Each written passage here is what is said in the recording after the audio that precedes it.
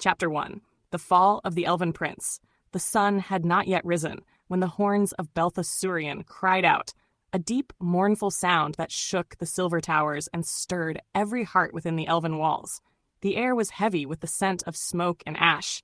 The sky bled crimson, and from the horizon came a roar that made even the bravest tremble. Prince Rulgorn, clad in armor of moon-forged steel, stood upon the outer ramparts beside his father, King Eldrian.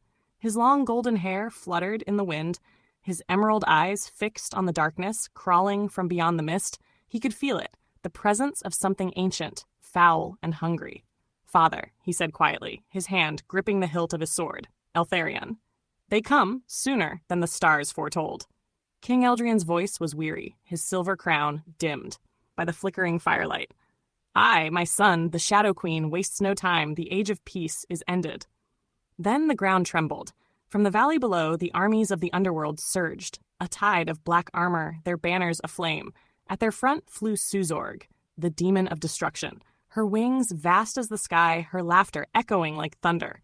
Behind her came monstrous beasts, hounds with molten eyes, serpents of flame, and creatures that crawled like shadows given flesh. The elves released their arrows. The sky shimmered with silver shafts of light. For a moment, the valley blazed, but the fire of Hurlda's legions swallowed it whole. The battle had begun. Rulgorn fought like a storm, swift, graceful, unyielding. His blade sang as it cut through armor and ash. But for every foe that fell, 2 more rose. The elven warriors were outnumbered 1,000 to 1. And when the first of the gates broke, the darkness poured in like a flood. From the far end of the battlefield, Suzorg descended, her black wings beating with fury, her voice shaking the walls. She landed before Rulgorn, her eyes burning gold. "Elven prince," she said, her tone both cruel and curious. "Your light ends here." Rulgorn raised his sword. "No darkness," he whispered, "lasts forever." Their clash shook the ground. Sparks flew as steel met flame. Rulgorn's courage was unmatched, but Suzorg was no mere warrior. She was a weapon of the underworld. Her strength, forged by centuries of torment. At last, with a roar that split the night, she struck his blade aside and cast him to his knees. Then the sky itself opened. Through a rift of shadow, Queen Hurlda appeared, towering radiant in her dread. Her eyes glowed with the color of dying stars. In her hand she held a chain of living fire. "My beautiful prince," she hissed, her voice like molten honey, "I have come for what is mine." The elves tried to shield him, but with a wave of her hand, Hurlda unleashed a wave of black flame that consumed all in its path. King Eldrian fell, his crown shattering upon the stone. Rulgorn cried out, grief and rage entwined. But before he could strike, the chain wrapped around him. The heat burned his skin, searing the mark of the underworld upon his arm. "You will be my king," Hurlda whispered, "and through you the earth shall kneel." And with that she vanished, dragging him into the abyss. When dawn came, Belthasurian was silent. Its gardens lay in ruin. Its towers, once bright as morning stars, now stood, blackened and broken. Only the wind moved, whispering through the ashes the names of the fallen. Far from the ruins, in the hidden forests, a single figure watched the smoke rise. A cloaked cat with eyes like starlight. Yandalf the Wise lowered her staff, her tail flicking with grim purpose. "The prince is taken. The shadow has returned," she murmured. "Then it begins, the gathering of the chosen." She turned toward the east, where light still touched the horizon. Her paw traced a sigil in the air. Golden dust spiraled around her whiskers. "Bosman of the Hidden Jungle, Fluffy Bear of the Lost Kingdom, Captain Snowball of the Fallen Woods, Princess Chachinor of the Hobbit Vale." The air shimmered, carrying her summons across forests, mountains, and seas. "By the law of light, by the promise of hope, come forth. The world needs you now." And so the call went out, unheard by most, but felt by hearts that still remembered. Courage. The first threads of destiny began to weave, threads that would soon bind together the most unlikely fellowship in all of Valerian. Legends of Belthasurian, The Rise of the Fellowship. Chapter 2, The Wizard's Summons. The morning mist lay thick upon the rolling hills of Hobbit Vale, where meadows sparkled with dew and chimneys puffed lazy trails of smoke into the waking sky. It was a peaceful place, so peaceful that no one there could have imagined the storm rising beyond their quiet borders. In a round little house, nestled beneath the roots of an ancient oak, Princess Chachinor was pouring tea. She hummed softly to herself.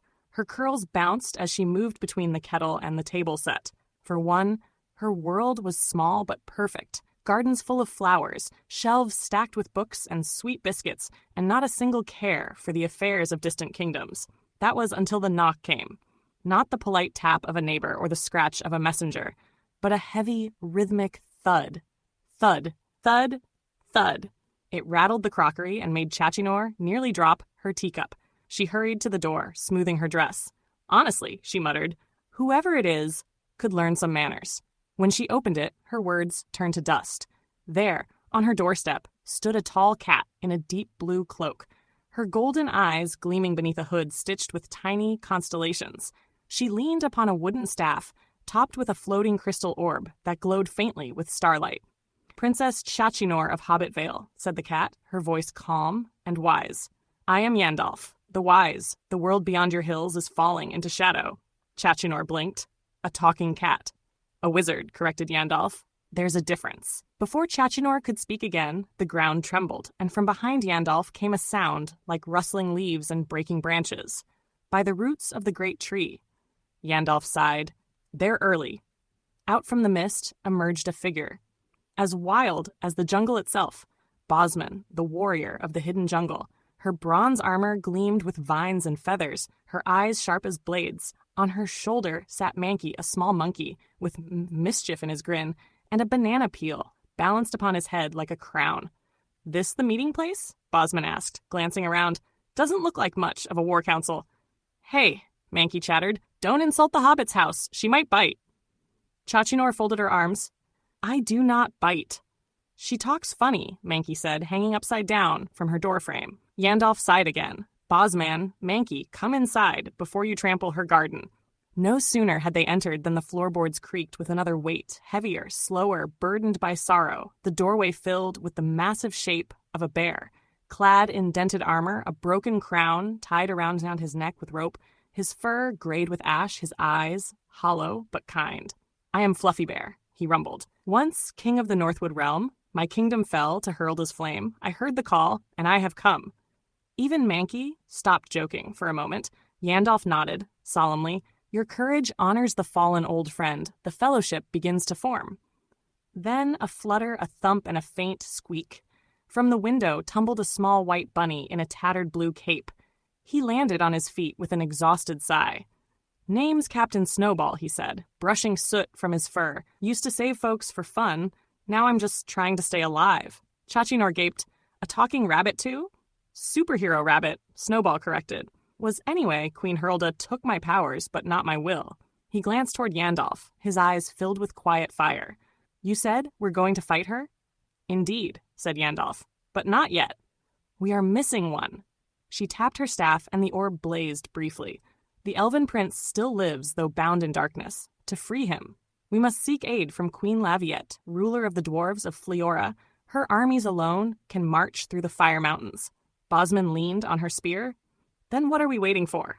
Yandalf smiled faintly, her whiskers twitching. Tea first, plans later. Mankey snorted. You heard the wizard cat. Tea before war. Chachinor rubbed her temples. Her once quiet home, now filled with a bear, a monkey, a warrior, a wizard cat, and a brooding bunny. Her teapot trembled on the table. As she sighed, well, she muttered, if the world's ending, I suppose someone must keep you all fed. And thus, over tea and toast in a hobbit's cozy kitchen, the Fellowship of Light was born. Outside, the sky darkened, and somewhere deep, beneath the earth, Queen Hurlda felt a flicker in her heart, a whisper she did not understand. The light had begun to gather. Legends of Belthasurian, The Rise of the Fellowship, Chapter 3, The Hidden Jungle and the Dwarven Queen. Morning broke, bright and golden, over the Hobbit Vale, but for the first time in her life, Princess Chachinor found no comfort in the sun. Her little home was in disarray, teacups overturned, crumbs everywhere, and a faint smell of burnt fur. From when Mankey had tried to help cook breakfast, still she couldn't help smiling. Something about this strange company stirred a spark inside her. The same spark she'd felt as a child, reading old tales of adventure. Only this time, she was in one. By mid-morning, the fellowship set forth. Bosman led the way, her spear flashing in the light, her jungle instincts guiding their path. Mankey swung from trees, scouting ahead, though often more for fruit than danger. Fluffy Bear carried the heavier packs, his broad shoulders a reminder of strength long tempered by sorrow. Captain Snowball, silent and focused, hopped along with quiet determination, and Yandalf, ever watchful, padded softly at the rear, her eyes reflecting hidden stars even beneath the daylight. The hidden jungle. Their journey led them south, beyond the rolling hills and into the edge of the hidden jungle. A vast realm of emerald leaves and ancient ruins swallowed by vines. The air was thick with life, chirping, buzzing, singing, but beneath the beauty lurked peril. Bosman paused at the jungle's threshold. "No one enters here uninvited," she said softly. "Even I was not always welcome," Mankey smirked. "That's because you stole the chieftain's bananas." Bosman sighed. "Because I defeated him, Mankey." "In a banana-eating contest," Mankey whispered, and everyone laughed. Before Bosman could swat him, the ground shook, soft at first, then stronger. Out of the undergrowth came a group of jungle guardians, warriors of bark and bone, their faces painted with glowing green sigils, their spears glinting with obsidian tips. One of them stepped forward, her expression stern. "Bosman of the hidden jungle, you return, though exile was your sentence." Yandalf stepped between them, her head bowed with grace. "The world burns, child," she said softly. "The Shadow Queen rises again. We come not for battle, but for unity." The warrior studied them, then nodded, slowly. "If Bosman stands for light, then the jungle stands with her." The tension eased. Bosman smiled faintly. "Thank you, sister." But the peace was short-lived. From the tree line erupted a monstrous creature, a flame serpent, one of Herldah's corrupted beasts, its scales like molten iron, its eyes burning with fire. It roared, scorching the earth. Mankey shrieked and leapt onto Fluffy Bear's back. "You first, bear! You're bigger! Go, go, you bear! Fight him!" "Coward!" roared Fluffy Bear. He charged forward. His hammer struck, the serpent's side, sparks flying. Bosman vaulted from a rock, driving her spear between its scales. Captain Snowball darted beneath its coils, kicking at its softer underbelly with fierce precision. Yandalf raised her staff. From the air burst shimmering runes of silver light. "By starlight and dawn begone." The magic struck true, and with a final scream, the serpent dissolved into smoke. When the air cleared, the jungle guardians bowed. "We will heed your call," their leader said. "Go to the dwarves of Fleora. We will spread the warning to the tribes." Yandalf inclined her head. The light grows stronger. Far below, in the infernal depths, Suzorg stirred. A flicker of memory, piercing her darkness. A name she hadn't heard in centuries. Whispered through her mind, "Suzie!" But when she turned, Queen Herldah's eyes were upon her, and mercy had no place. In that gaze, the war for Ilarion was about to begin. Legends of Belthasurian Chapter 4, The Demon's Tears. The underworld did not sleep. It breathed. It hungered. Deep beneath the Fire Mountains, where rivers of molten rock flowed like veins through the earth, stood the fortress of Herldah, the Shadow Queen, a citadel of jagged iron and bone, suspended above an endless abyss that devoured every light brave enough to touch it. And within its darkest hall, where the air itself whispered in agony, a lone figure knelt before the throne. Suzorg, the fallen guardian of flame. Her skin glowed with ember cracks. Her eyes, twin fires beneath ash. Runed chains bound her wrists, not for restraint, but as cruel reminders of what she had lost. From the throne, Herldah rose, her form sharp as broken glass, her crown a halo of black flame.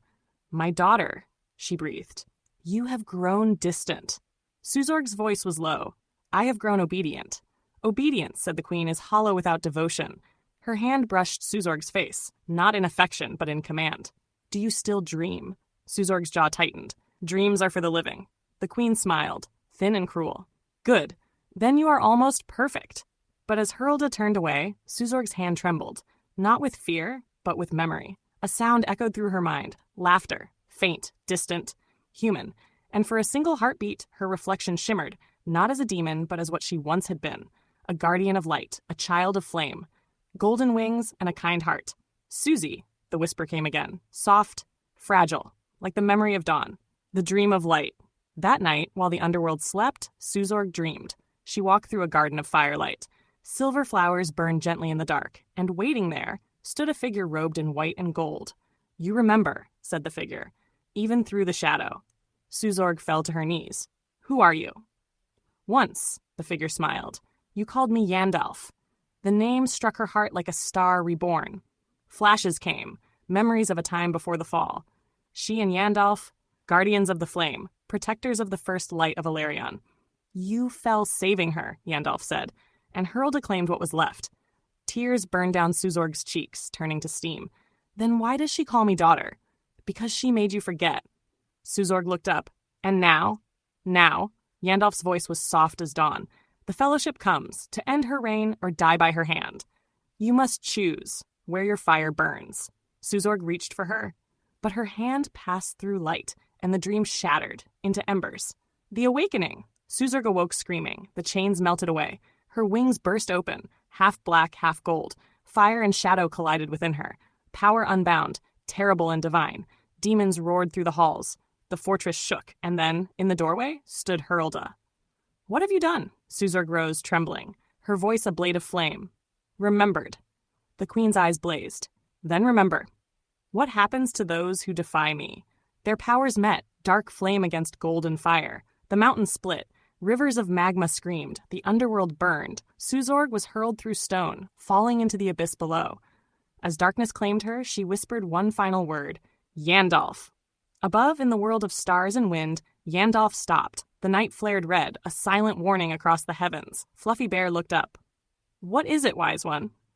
Yandalf's eyes gleamed, with sorrow and with hope. An ember has awakened, she said softly. The Fire Daughter remembers her name. And in the distance the volcano roared, not in wrath, but in warning.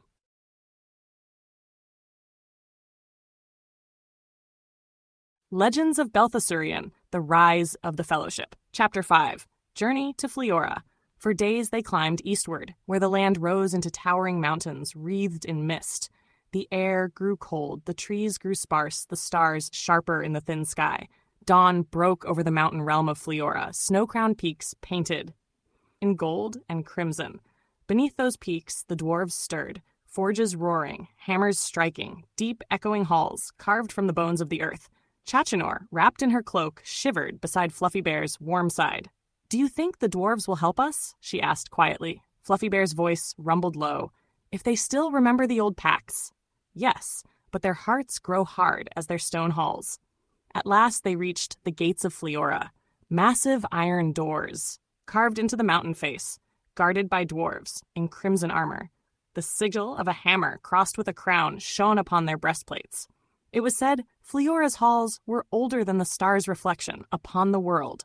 Tunnels and bridges woven through crystal veins and molten hearts, forged by dwarves whose ancestors had shaped the world's first blades.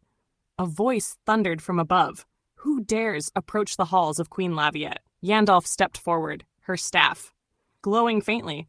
Friends, seekers of alliance, tell your queen the Fellowship of Light stands at her gates. Moments later, the gates groaned open, revealing a kingdom of wonders.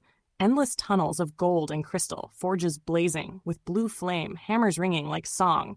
Upon a throne of carved sapphire sat Queen Laviette, her armor etched with runes, her eyes sharp as diamonds. She rose when Yandalf approached. Yandalf the Wise, she said, it has been long since the stars brought you here.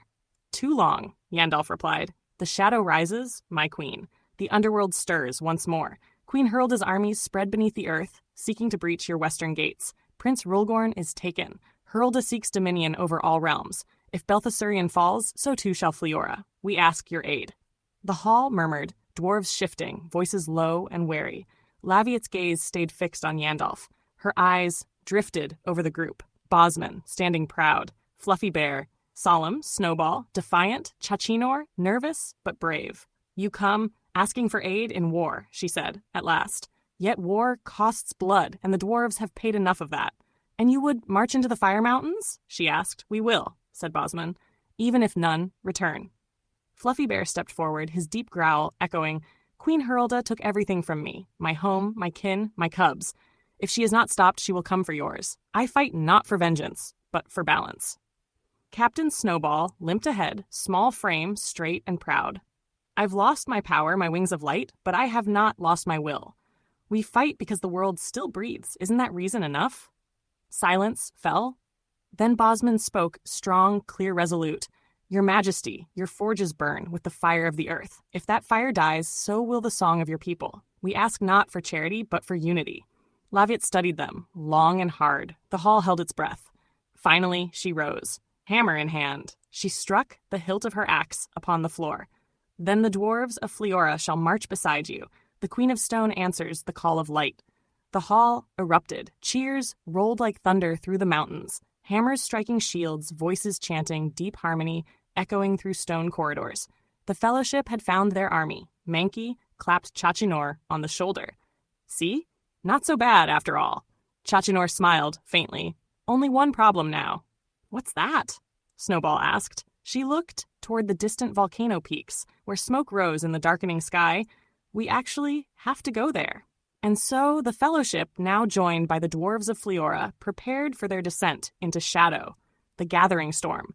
As the alliance took form, Yandalf looked to the sky beyond the mountain gates, clouds churning like smoke, the sun hidden behind a crimson haze. She felt it again, that faint flicker of warmth from far below, beneath the molten roots of the world. Suzorg, she whispered, you are still there. Bosman came, beside her. Mankey perched on her arm. We go to war, don't we? Yandalf's whiskers twitched. Aye, but not all wars are won by blade. The wizard turned her eyes to the horizon, where dark shapes moved, the first tendrils of the underworld's army, stretching toward the mortal world like claws of shadow. The mountain trembles, said Fluffy Bear, sniffing the air. She knows. We come. Then let her tremble, Captain Snowball muttered, flexing his paw. For once, let evil be afraid. The path to fire. By dusk, the Fellowship and the dwarves began their march. Across high ridges of Fleora they went, through tunnels glowing with forge light, across bridges of glass and stone, past waterfalls frozen mid-fall in the eternal chill.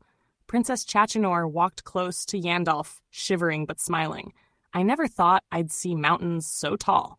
And soon, said the wizard softly, you shall see fire that touches the stars. Far below in the molten caverns of the underworld, Suzorg stirred, her body broken, but her soul burned brighter than ever. In her hand, she clutched a fragment of light, the last remnant of her old self. I will not die, her monster, she whispered. I will rise, her ruin. As the Fellowship descended from the mountains, thunder rolled across the horizon. The world held its breath, and in the heart of the underworld, Queen Herlda smiled. So the lost flame still flickers, she murmured. Good. Let her come home to die. Legends of Belthasurian, Chapter 6. The Battle of Fire and Shadow. The land itself groaned as the armies of Fleora descended from the mountain halls.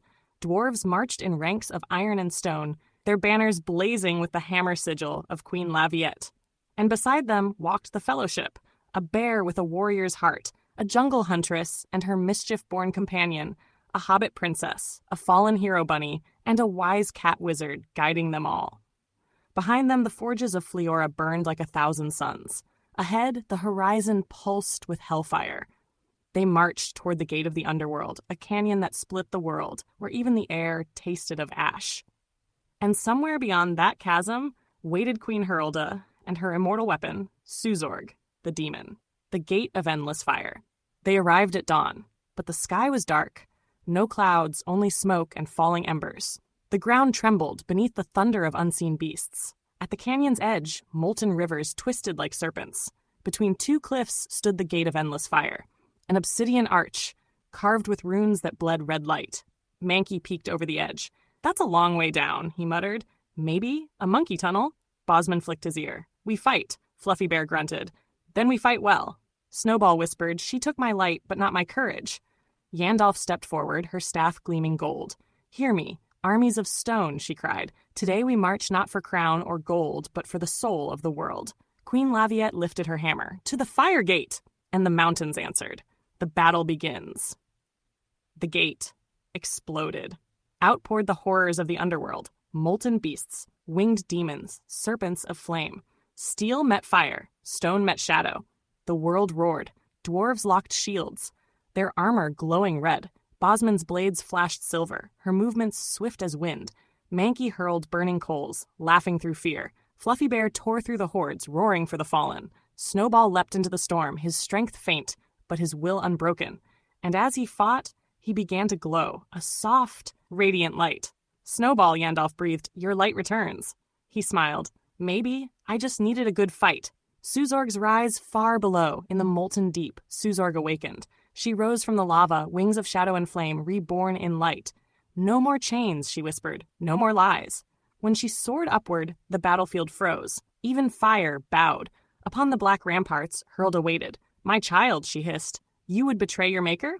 Suzorg's voice thundered. "You made a monster of me. I will be one, no longer." Mother and daughter collided. The fire and the shadow, light and darkness, raged across the sky. Each strike tore through heaven and earth. "You cannot kill me," Hurlda shrieked. "Then I will free myself." Suzorg roared, a burst of light like the birth of a sun. The ground split, the air burned, and silence fell. When the light faded, Hurlda lay broken. Suzorg stood, dim but pure. "It's over," whispered Yandalf. Suzorg turned. "No, wise one. It begins." She raised her hands. The gate collapsed, the underworld sealed forever. Her wings turned to ash, her body to light. "Tell them," she whispered, "that even flame can heal." And she was gone. The silence after war. The world grew still. Dwarves sang for their fallen, songs that trembled through stone. Fluffy Bear bowed his head. Bosman planted her sword. Mankey held her hand, quiet at last. Snowball watched the sunrise and felt warmth that did not burn. Yandalf gazed upon the dawn. "The first war is ended," she said, "but the world changes, and so must we." Chachanor asked softly, "Do you think we'll ever have peace?" Yandalf smiled. "Peace, dear hobbit, is not the end of the tale. It is the reason we keep telling it." And so the fellowship turned toward the rising sun, scarred, weary, unbroken. Their journey was not over. Beyond the mountains, new shadows waited to rise. End of Book 1. Legends of Belthasurian. The Rise of the Fellowship.